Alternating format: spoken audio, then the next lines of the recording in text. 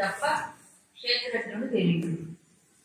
అలాగే గుణాలలో రజస్సు తమస్సు అనే మాలిన్యములు పోతే సత్వం మిగిలితే ఆ సత్వాన్ని కూడా దాటితే అప్పుడు గుణాతీతుడైన గుణాలకు అతీతమైన పరమాత్మ తత్వం గోచరిస్తుంది.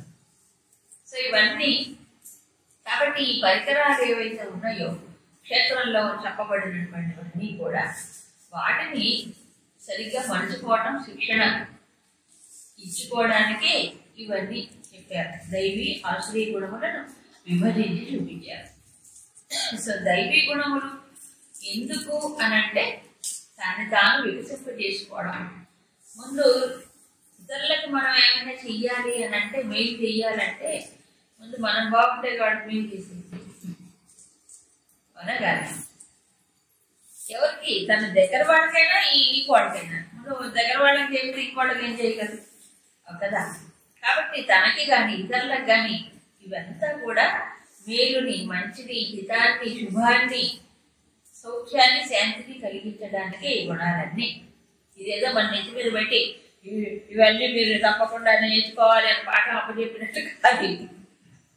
ఈ జీవితం ఎన్ని జీవితాలు పడతాయి, ఒక్కోటి ఎంత సాధన చేస్తేనో అయితే కాన్షియస్గా ఉండాలి. వెలకువగా ఇవన్నీ ఒక్కోటి అభ్యాసం చేయాలి. ఒకటి చేస్తుంటే ఇంకోటి రాదేమో అనుకోకూడదు. ఒకటి చేస్తుంటే ఒక్కోటి ఎప్పటికో నెమ్మదిగా ఇవన్నీ అవసరమే. తప్పని ఈ లిస్టు చదివేటప్పుడు భయం వేస్తుంది ఎవరికి. వామ్మో ఇన్ని లక్షణాలే మాకు ఎట్లా సాధ్యం అవుతాయండి, ఒక నిరాశ వస్తుంది. మేము మామూలు మనుషులము, మేము అది ఋషులు ఏమన్నా. దేవతలు కూడా ఉండేవి, ఋషులుగా ఉంటాయి, మహాత్ములకే ఉంటాయి, దేవతలు కూడా ఉంటాయి. ఆ శరీరాలు లేదు కాదు కదా, సామాన్యమైన మానవులం కదా. నేను మానవుడు ఇట్లా అనుకోవడానికి ఇవన్నీ చదవకుండా అవును కదా. ఇవన్నీ చదువుకోవడం ఎందుకు? అంటే మానవుడుగా ఎదగాలి. తనలో ఉండే దివ్యత్వాన్ని గుర్తించి తాను తెలుసుకొని అనుభూతి చెందాలి. అది కదా లక్ష్యం. లేకపోతే గీత ఎందుకు చదువుకోవడం? నేనుగానే ఉంటానంటే ఏం చదవక్కర్లేదు, పుస్తకం ముందు పట్టేది అవునా. కాబట్టి నేను మారాలి, నేను ఎదగాలి, నేను ఉన్నతంగా ఎదగాలి. ఎంతవరకు అంటే స్కై ఇస్ ద లిమిట్. ఎంతవరకు? అనంతం అందుకుండే వరకు. అది లక్ష్యం. సో దానికోసం నిరంతర ప్రయత్నం జరుగుతూనే ఉండాలి. సో ప్రయత్నం అంటే ఇప్పుడు ఇంతకు ముందు చెప్పింది ఆధ్యాత్మిక సాధనల గురించి చెప్పారు అవునా. ఏమిటి? కర్మయోగం, భక్తి యోగం, జ్ఞాన యోగం. ఈ యోగములు ఏవైతే పేర్లు చెప్పారో ఇవి అభ్యాసం చెయ్యాలంటే ఈ లోపల గుణాలు అడ్డం వస్తుంటాయి. ఏది? తర్వాత వచ్చి ఆశ్రయ గుణాలు చెప్తారు. ఈ ఆశ్రయ గుణాల యొక్క ప్రభావం తగ్గాలంటే దైవీ గుణాలను ప్రయత్నపూర్వకంగా పెంచుకోవాలి. ఒకదానికి ఒకటి లింకు.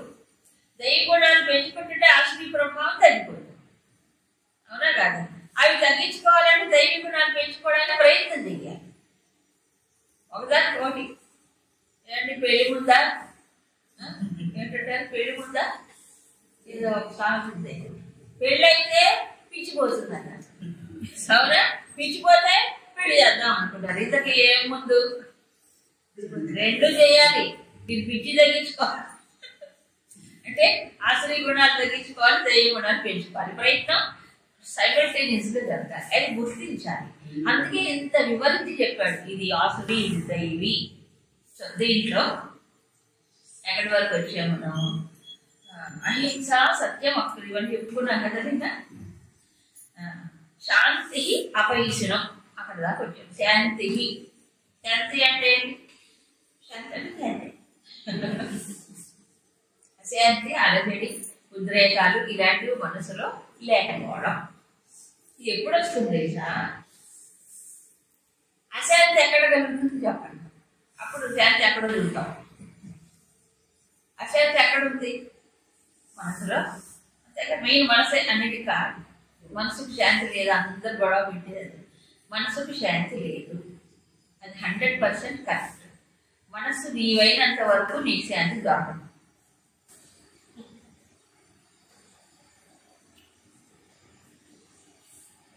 ఇట్లా చేస్తే అందరు తిండికి వస్తారు, కానీ ఉన్నమాట అదే. మనస్సు నీవైనంత వరకు, మనస్సు నేను అనుకున్నంత వరకు దాంట్లో లేచిపడే గుణాల యొక్క ఉంటుంది కానీ అవి వాటితో తాదాత్మ్యం చెందడము తప్పదు, అలజడికి లోనవ్వడం తప్పదు. మరి నేను మనసు కాక ఏమంటు, నువ్వు మనసు కాదనే చెప్తాను, నీ మనసు కంటే వేరు. అవునా? ఇప్పుడు గొంగట్లో కూర్చొని గొంగలు కప్పుకొని వెంట్రుకలు లేకుండా ఉండాలంటే ఎట్లా కుదురుతుంది? గొంగడు అంటేనే అది. ఒక్కొక్క వెంట్రుక పీకేస్తే గొంగడు లేదు. అందుకే చిత్తవృత్తి నిరోధం అన్నారు పతంజలి యోగ సూత్రంలో. ఈ చిత్తంలో ఉండే ఆలోచనలన్నీ నిరోధించబడినప్పుడు అక్కడే ఆత్మస్వరూపం ఉంటారు. అంతే కదా. కాబట్టి మనసు నేనైనంత వరకు అలజడి తప్పదు. కాబట్టి మనసు నుంచి వేరవ్వాలి, అది మనసులో కూర్చొని బాగు చేసుకోవాలండి. మరి ఏముంది, భగవంతుడు మనిషికి ఒక బుద్ధి ఇచ్చాడుగా, ఒక వివేకం ఇచ్చాడుగా. ఆ బుద్ధిని ఎప్పుడు మేల్కొల్పుతూ జాగరూకతతో ఉంటూ ఈ ఆడే ఆటలు ఇంద్రియాలు ఏం చేస్తున్నాయి, మనసు ఏం చేస్తుంది, ఆ బుద్ధి కూడా ఒక్కసారి ఇంద్రియాలకు అనుగుణంగా పోతుంది, దాన్ని కూడా చూసుకోవాలి, పోతుంది. అవునా? కాబట్టి నిత్య నిరంతర ప్రయత్నం. ఇవన్నీ ఏంటంటే అమృత తుల్యం అంటారు శంకరాచార్య. పీయూషవత్, పీయూషం అంటే అమృతం జాగితే ఎంత బాగుంటుందని అనుకుంటున్నారో ఈ దైవీ గుణాలు అమృతమే. మనం అమృతత్వం ఎక్కడ పొందాలనుకుంటున్నామే, ఈ దైవీ గుణాలన్నీ అమృతమే. ఇవన్నీ పరమాత్మ వైపు తిప్పుతాయి, పరమాత్మ వైపు మళ్ళిస్తాయి, పరమాత్మకు దగ్గరగా చేస్తాయి. ఇవన్నీ దైవీ గుణాలన్నీ, అందుకే దైవీ అన్నారు వాళ్ళు. శాంతి అంటే ఇప్పుడు మనస్సులో అశాంతి, మనస్సు లేనంత వరకు అశాంతి. అందుకే మనస్సులో సత్వం పెరుగుతూ ఉంటే అప్పుడు ఏమవుతుంది చెప్పండి, ప్రకాశకం అనామయం అన్నాడు. అంటే ఒక రకమైనటువంటి క్లారిటీ ఆఫ్ థింకింగ్ వస్తుంది. దోషం అనామయం అంటే దోషములు లేకపోవడం. ఇది కేవలం దృష్టిని పరమాత్మ వైపు మళ్లించి అక్కడ నిలిపినప్పుడు మాత్రం పొందగలిగే స్థితి. ఏది మనస్సుని పరమాత్మ వైపు నిలపాలి. అది కూడా ముట్టుకొని రావటం కాదు, అది చుట్టూ తిరగటం కాదు. అందుకు గురుదేవులు ఒక మాట చెప్పారు, మయ్యావేశ్య మనః మయి బుద్ధిం నివేశారు. అక్కడ ఆవహించడం, ఆవేశటువంటి నిలబడడం అంటే ఏంటి, థాట్ పెనిట్రేషన్ అన్నారు. థాట్ పెనిట్రేషన్ అంటే చొచ్చుకుపోవడం, పరమాత్మలో నిలిపి చొచ్చుకుపోవడం. అప్పుడు చేయాలి. ఎక్కడ పెట్టినా ఏదో ఒక ఆలోచన పుడుతుంది, దాన్ని తగ్గాలి, మళ్ళీ ఏదో ఆ ఆలోచన. అవునా కదా? 1, 2, 4 ఆలోచనలు పుట్టిస్తాయి. అందుకని మన దృష్టిని అధ్యాత్మ జ్ఞాన నిత్యత్వం చెప్పారు కదా, అధ్యాత్మ రూపంలో మనలోనే భగవంతుడు ఆ పరమాత్మతో అనుసంధానం చేయటం వల్లనే లక్ష్యం, ఇంకో విధంగా లేదు. సరే, ఇప్పుడు విషయాల్లో ఉంటే ఏమవుతుంది, నా కామకామి అని చెప్పాడు కదా, లభించదు, అది పూర్తిగా డిస్టర్బ్ అయిపోతుంది. సో ఇది అభ్యాసం, ఇవంతా అభ్యాసం. తర్వాత అపైసునం, ఇది కూడా ఏంటంటే కాన్షియస్ గా లేనప్పుడు, ఏ విషయంలో, వాక్కు విషయంలో కాన్షియస్ గా లేనప్పుడు తెలియకుండానే జారిపోతుంది. ఏమిటి అపైసునం అంటే పిశునత్వం లేకపోవడం. శంకర్లో ఒక విషయం చెప్తారు, పరరంధ్ర ప్రకటీకరణం పిశునత. పరరంధ్ర ప్రకటీకరణం, ఈ బుద్ధికి ఒక దోషం ఉంటుందండి. ఏం దోషం అంటే రంధ్రాన్వేషణ అంటారు. రంధ్రాన్వేషణ అంటే లోపల వెతకడం. అంటే ఇప్పుడు బయటికి స్పష్టంగా కనిపించడం వేరు, కొన్ని బయటికి కనిపిస్తాయి, అది మనం వెతుక్కుంటూ కూర్చుంటుంది ఒక బుద్ధి. దానికి ఏం పని లేకపోతే అదే పని చేస్తుంది. ఇంకోటి రంధ్ర అన్వేషణ ఒక బుద్ధి, ఇంకోటి పరరంధ్ర ప్రకటీకరణం అంటారు. అంటే ప్రకటీకరణం అంటే పరుల దోషాలని ప్రకటించడం. ఎక్కడ ప్రకటించడం, మంచి కోరి హితం కోరినప్పుడు వాళ్ళకే చెప్పాలి, ఇదిగో ఇది ఉంది దోషం అని. కానీ ఇంకోళ్ళని చెప్తే ఏం ప్రయోజనం, ప్రయోజనం ఏమనుందా? ఇప్పుడు వీళ్ళు దోషాలు ఉన్నాయి కరెక్టే అంటే ఎవరికి వాడు లాజికల్ గా ఆలోచించుకోవాలి, దోషం ఉంది అక్కడ, ఆ దోషాన్ని ఇంకోటి చెప్పారు అనుకోండి, అప్పుడు వాళ్ళు ఏంటి వీళ్ళు దోషాన్ని తీసేస్తారు. తీసేయలేదు. ఒకవేళ నీకు వాళ్ళ హితాన్ని కోరుకుంటే వీళ్ళని కోరితే ఏం చేయాలి? ఇది మంచిది కాదు, ఇట్లాంటి వాడికే చెప్పాలి మంచిగా హితాన్ని కోరి. వెళ్ళేదాన్ని పోతుకొని అనుకోవాలి కదా.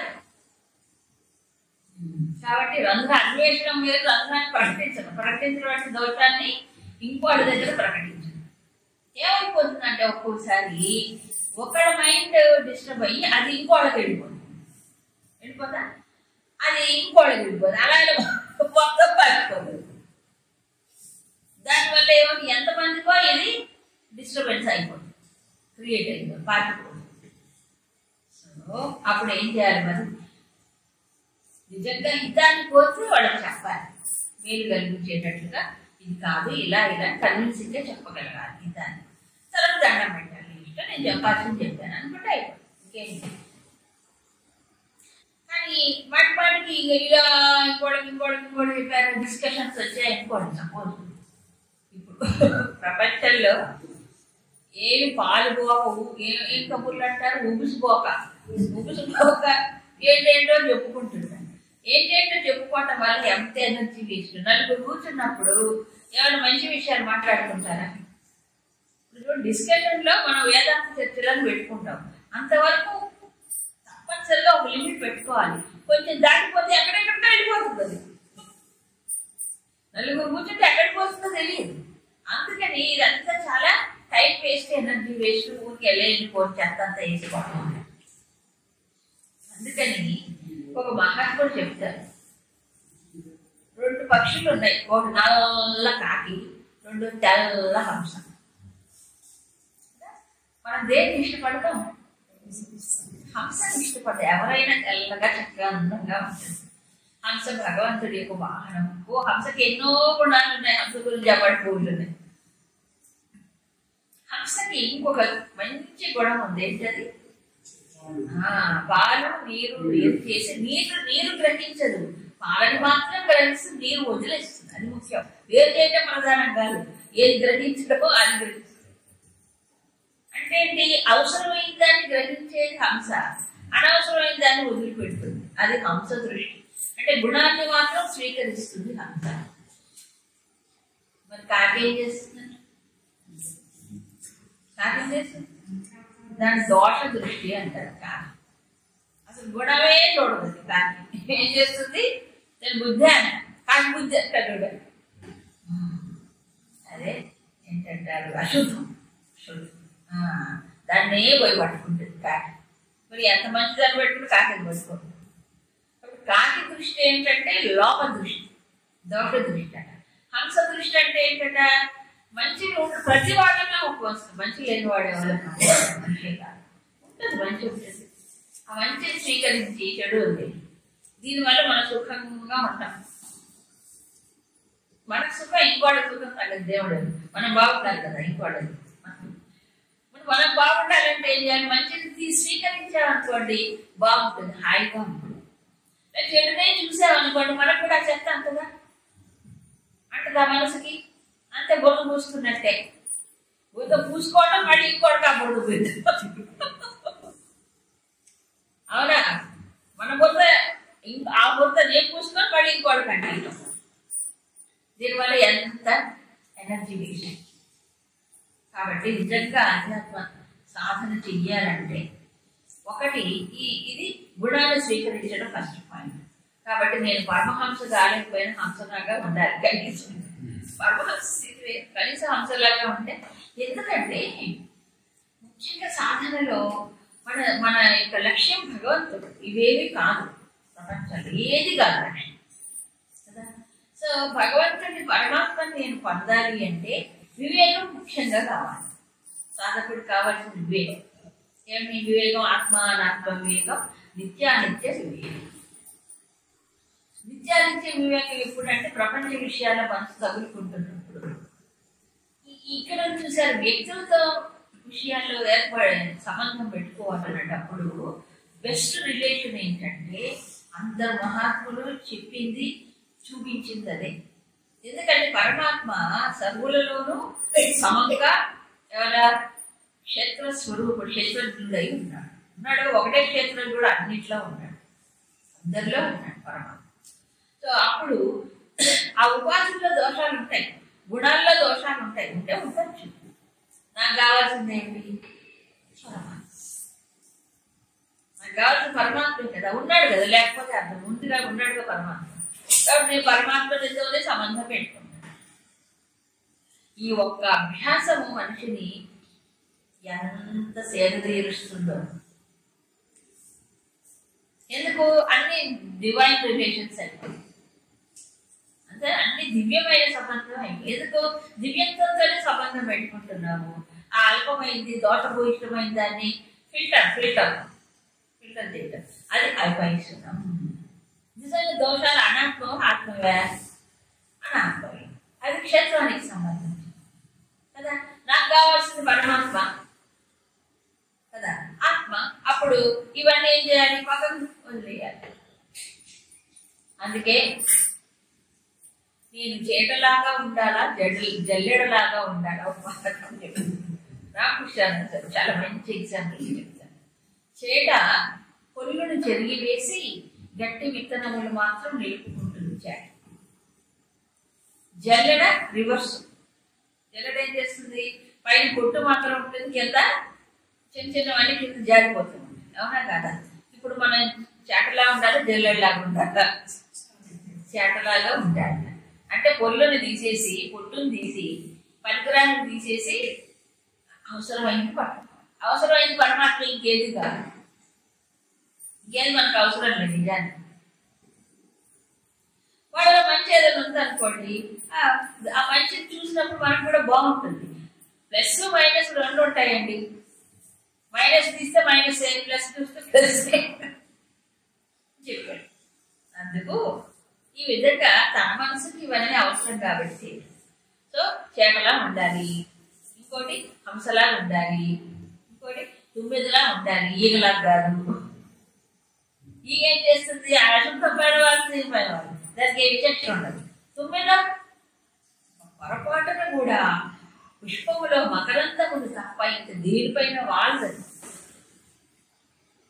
ఇదో శిక్షణ.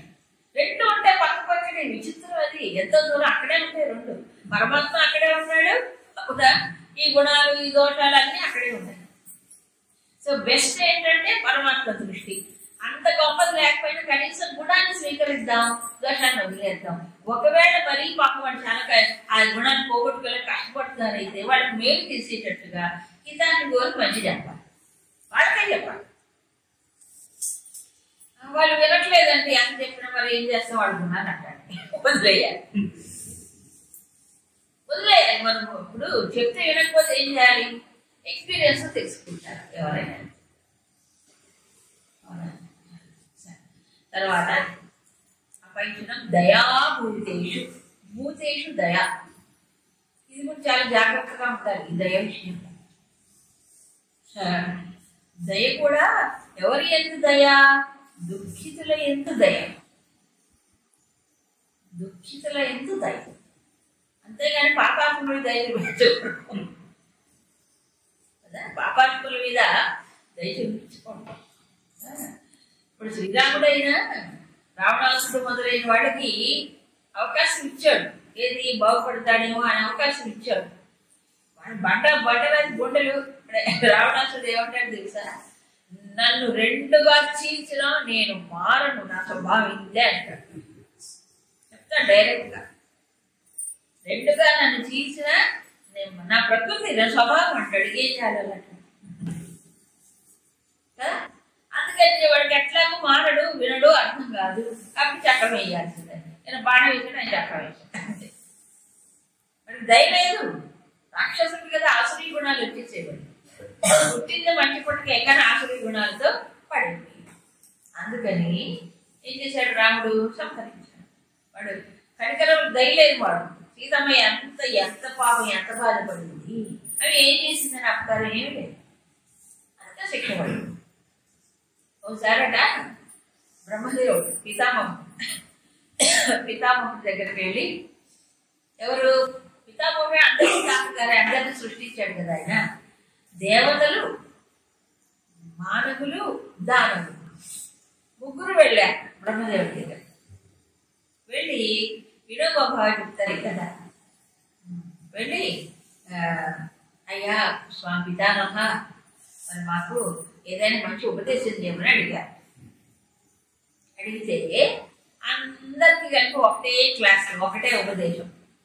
అది కూడా ఏకాక్షరమే, దా అన్నాడు. పోండి ఉపదేశం అయిపోయింది. దా అందరికి దానే, దేవతలకు దానే, మనుషులకు దానే, దానవులకు దానే. ఏమిటబ్బా అని ఎవరి వాడు బాగా ఆలోచించుకున్నారు. ఆలోచించుకుంటే దేవతలు వాళ్ళు ఉండేది భోగలోకం కదా, భోగాలు అనుభవిస్తూ వాటిలోనే ఉంటారు. అందుకు ఇంద్రియాలు ఈజీగా వాటికి అలవాటు అయిపోతుంది. ఆ లోకమే అలాంటిది, భోగలోకం. కాబట్టి దేవతలకి దమం, దమం అంటే ఇంద్రియ నిగ్రహం. ఇది మీ కారణం. ఇక దానవులు ఉన్నాడు. దానవులు అంటే తెలుసు కదా, అసురులు. వాళ్ళకి కాఠిన్యం ఎక్కువ, కాఠిన్యం చంపడం ఇవన్నీ ఎక్కువ ఉన్నారు. అందుకని దానవులకి దయా అని చెప్పాను, మీరు దయాగుణాన్ని పెంచుకోండి. ఇక మానవులకి ఏంటంటే ఎక్కువ ఆశ ఎక్కువ ఉంటుంది, అన్ని ఎక్కువగా అది పెంచుకోవాలని అంటారు. అందుకు దానం అని చెప్పాడు. ఏంటి మనుషులకి ఏం చెప్పాడు, నువ్వు దానం చేయి, నువ్వు కొన్న దాంట్లో చేయి. ఎందుకు దానం ఎవరికి చేయాలి, ఎవరితో ఉద్ధరించడానికి కాదు, భగవంతుడికి సమర్పణ, కృష్ణార్పణం అనేది సరే. ఇలా భగవద్ భావంతో చేసినప్పుడు మనసుకు హాయిగా ఉంటుంది. మనుషుల కాదు, ఎప్పుడూ కూడా చెప్పేది దానం అనేది భగవంతుడి సేవ, భగవంతుడికి సమర్పణం అని దృష్టితో చేస్తే ఉన్నతులు అవుతారు. మనుషులకు అనేటప్పటికీ కొంచెం బుద్ధిలో తేడాలు వచ్చేస్తుంది. అది కృష్ణ. సో ఈ ప్రకారంగా కానీ విచిత్రం, ఇక్కడ ఆధ్యాత్మిక సాధకుడికి దానం చెప్పాడు, దమం చెప్పాడు, దయ చెప్పాడు. చెప్పలే, అన్నీ కావాల్సిందే. హృదయం మనకేం ఉండాలి, హృదయం. ఏంటి గుండె లేదా, నాకు గుండె ఉంది, హృదయం లేదు. గుండె అంటే మామూలు ఫిజికల్ హార్ట్. హృదయం అనే 4 అక్షరాల్లో మధ్యలో 2 ఏమున్నాయండి, అదే దయ. దయ ఉంటేనే హృదయం అవుతుంది. దయ లేకపోతే అది బండ. అందుకే మలయాళ స్వామి వారు చెప్తుంది, దయగల హృదయమే భగవన్ నిలయం. అది భగవన్ నిలయం అంటే భగవంతుడి యొక్క గుణం ఏంటి, అపార దయ. అపార దయా సముద్రుడు కదా భగవంతుడు. కాబట్టి ఆ భగవంతుడికి దగ్గరగా వెళ్ళాలంటే దయ అనేవాడి గుణం. అది లేకపోతే, దయా సత్యం అనే గుణాలు లేకపోతే వాడు రాక్షసుడు అయిపోతాడు. అంతేగా మరి, రాక్షసత్వం వచ్చేస్తుంది. అందుకని మన ఋషులు మహాత్ముల జీవితాలను పరిశీలిస్తే వాడు చాలా దారుణంగా పాపం చేసుంటాడు, ఇతనికే హాని చేసుంటాడు, అయినా వాళ్ళ పైన దయ చూపిస్తాడు. వాడు ఏంటంటే అంత హాని చేశాడు మీకు, అంత పాపాత్ముడు వాడి పైన దయ చూపించడం ఏంటి? భగవంతుడు వచ్చి శిక్షించాడంటే అది వేరు, ఋషుల జీవితం వేరు, ఋషుల జీవితం వేరు కదా. వాడు పరమాత్మనే చూస్తారు కాబట్టి దయ చూపిస్తారు. ఎందుకు వాడు తప్పు చేశాడంటే అజ్ఞానం చేత, గుణముల యొక్క ప్రకోపం చేత చేశాడు. అంతే కదా. వీళ్ళు గుణాన్ని చూడటం, వాడు ఏం చూస్తారు, పరమాత్మనే చూస్తారు. అప్పుడు వాడి పైన పాపం రాదు, వాడి పైన ద్వేషము రాదు. మరి ఏమొస్తుంది, అయ్యో పాపం అని. ఇది మనసులో ఉండాలి దయ. ఈ మనసులో దయ అనే గుణాన్ని పెట్టుకుని అవసరమైతే బయట కఠినంగా ఉంటుంది.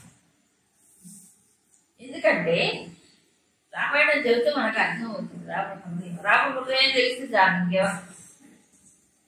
రావణాసురుడు ఎంత ప్రయత్నం చేసినా వాడు ఇది చేయలేడు, లొంగలేదు మారడానికి ప్రయత్నం చేయాలి. అందుకని సంహరించాడు, అయిపోయింది. రావణ సంహారం అయిన తర్వాత మరి వెంటనే వచ్చేసాడు, రాముడి దగ్గరికి వచ్చాడు.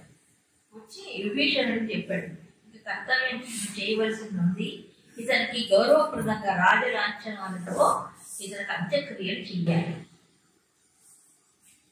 చూసారా, లంకేశుడు కదా ఆయన, వీరుడిగా ఒక వీరుడిగా పోరాడాడు, చివరి క్షణం వరకు పోరాడి చచ్చిపోయాడు, వీరుడిగా మరణించాడు. కాబట్టి ఇతనికి వీరుడిగా గౌరవం ఇవ్వాలి. తనకు అపకారం చేసి ఇంత పెద్ద ఉద్యమం రావణాసుడి వల్లే జరిగింది. ముందు విభీషణుడికి మనస్కరించలేదు, నేను చెయ్యలేను అతనికి, అతను చేసిన దుర్మార్గములు ఇవన్నీ కూడా నాకు తెలుసు, నేను చెయ్యనంటాడు. రాముడు ఒప్పుకోడు, చెయ్యాలి, ఇది నీ ధర్మం. మరణమంతా అని వైరాణి, వైరం ఏమన్నా ఉంటే మరణంతా అయిపోయింది కదా, అతనికి ఇంకా ఉపాధితో పోయింది కదా, కాబట్టి ఇంకా వైరం ఎందుకు నీకు? అతను వీరుడికి గౌరవించు, పైగా నువ్వు తమ్ముడు, ఇప్పుడు నీకు తర్వాత రాజ్యం నీదే, అవునా కాదా?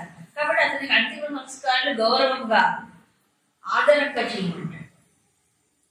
చూసారా, రాముడే రాము. అది అందుకు రామాయణం అంటే రాముడే, ఇంకేమి లేదు. ఆ గబడి పట్టుకుంటే చాలు. ఆ చుట్టూ ఉన్న వాళ్ళు కూడా అలాగే. అలోలుత్వం, అలోలుత్వం అంటారు. లోలుత్వం లేకుండా లోలత్వం అంటారు. కొన్నిసార్లు లోలత్వం అని కూడా అంటారు. ఈ లోలత్వం అంటే ఏంటి? మామూలుగా అంటారు గానలోలురు, కామలోలురు, విషయలోలురు, స్త్రీలోలురు, పాడలోలురు, ఇది కూడా ఉంటుంది. అంటే లోలత్వం అంటే దాంట్లో మునిగిపోయి దాన్ని బానిస అయిపోవడం అనమాట. ఇక అది లేకపోతే నేను ఉండలేను అంటాను, అవునా? దాంట్లో పూర్తిగా మునిగిపోయి కంట్రోల్ తెచ్చుకోవడం, వాటి మీద కంట్రోల్ ఉంటుంది కదా. విషయానికి దాసుడు కాకూడదు, విషయాన్ని అనుభవించవచ్చు కంట్రోల్డ్గా అనుభవించాలి. కానీ దాసుడు అయిపోయి అది మనని దాసుడుగా చేసుకోకూడదు, బాస్గా ఉండాలి. బాస్గా ఉండాలంటే చిన్న ఎగ్జాంపుల్ చెప్తాను. మనకి ఎదురుగా స్వీట్ ప్యాకెట్ పెట్టారు అనుకోండి, స్వీట్ ప్యాకెట్ అంటే మీ ఇష్టం ఎన్నైనా తినండి అన్నారు. అప్పుడు బయటపడుతుంది మన సంగతి. అప్పుడు బయటపడుతుంది, అవునా? ఎన్ని తింటాం? ఆశ్రమాలు అయితే ఒకటే పెడతారండి, మనం రేటుకుంటే ఆశ్రమం అయితే 2 పెడతారు, ఎల్ఐకి వెళ్ళైతే ఒకటే. అక్కడ చాలా మంది ఉంటారు కాబట్టి కుదరదు చేయడం. 2 మామూలుగా అయితే దాని మీద ఇష్టం ఉంటే ఏమనిపిస్తుంది, 2 ఇస్తే బాగుంటుంది, అవునా కదా? బాస్గా ఉండేటువంటి ఏంటి? ఇప్పుడు నేను తినకూడదు, ఈ తినకూడని టైం తినను, నేను తినొచ్చు అంటే తినొచ్చు. ఎన్ని తినాలి అప్పుడు? ఒకటో మహా అయితే 2. మనకి ఏ ఆరోగ్యం అప్పుడు మిగతా అన్నం తగ్గించాలి. అటు కాదు ఏంటి, ఇప్పుడు అన్నం తినేసి మన తర్వాత తింటాను.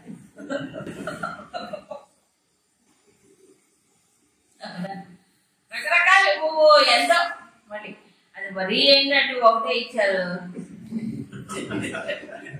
ఏ కూర మా ఇంట్లో అయితే హాయి ఎప్పుడు పడితే అప్పుడు, ఎప్పుడు పడితే అప్పుడు నోట్లో వేసుకోవచ్చు కదా. ఇక్కడ లోలత్వం ఇష్టం కానీ పట్టుపడికి దాన్ని కంట్రోల్ లేకుండా తినేస్తాం అనుకోండి, తర్వాత ఎవరు బాధపడాలి? మనమే బాధ. ముఖ్యంగా షుగర్ పేషెంట్స్ కానీ అంటారు, నాకు తెలియదు కానీ షుగర్ పేషెంట్స్ కి ఎక్కువ తినాలనిపిస్తుంది అట స్వీట్. నిజమేనా? మరి నాకు షుగర్ ఉంది, ఎందుకు అనిపించాలి? అదేమో సైకలాజికల్ ఇంకా. షుగర్ అంటే శరీరానికి కదా జబ్బు, మనసుకు కాదు కదా. మనసుకు కాదు కదా జబ్బు, ఇది మనసు వేసే వేషం కదా. ఏది తినాలని అనిపించడం కోరిక మనసుదా శరీరందే? అది ముద్దు శరీరం, దానికి ఏం తెలుసు? దానికి ఏం తెలుసు శరీరానికి? శరీరం కోరుకుంటుంది, దానికి ఎందుకు కోరుకుంటుంది? మనసు కోరుకుంటుంది. మనసు కదా కోరుకునేది. మనసు పైన ఒక బుద్ధి ఉంది కదా, ఆ బుద్ధి చూడండి. ఇప్పుడు కాదు, తర్వాత తీసుకోం. లేకపోతే ఏం తినాలో ఎంత అంతవరకు తినం. అందుకని అనుభవించాలి కానీ బాస్గా ఉండదు, దాస్గా ఉండదు. బాస్గా ఉంటే అనుభవిస్తే ఏమవుతుంది, మనకేం హాని చేయదు. Controlled enjoyment. కంట్రోల్డ్ అంటే ఏంటి? కంట్రోల్గా నువ్వు ఎంజాయ్ చేయి, అప్పుడు బాగుంటుందని. ఎక్కువ ఎక్కువ చేసేస్తే భోగాలు చివరికి ఏమైపోతుందంటే ఏమవుతుంది, ఎక్కువైపోతుంది. నిజానికి భారతీయ సంస్కృతి ఇది కాదండి. ఎక్కువ భోగించటము, ఎక్కువ భోగ వస్తువులు పెట్టుకోవడం, భోగించడం పాశ్చాత్య సంస్కృతి.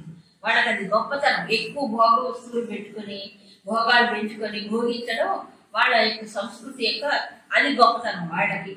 కానీ భారతీయ సంస్కృతి ఇది కాదు. మనకి ఋషుల కల్చర్, ఋషుల సంస్కృతి మనకి కదా. మన ఋషులు చేసినటువంటి పరిశోధన ఏంటి? ఎన్ని వస్తువులు తగ్గించుకుంటే, ఎంత భోగాలు తగ్గించుకుంటే అంత సుఖం ఉందని చెప్పారు. ఇండియా భారతీయులు ఋషులు చేసిన ఎక్స్పెరిమెంట్ ఇది జీవితాలు. అవునా?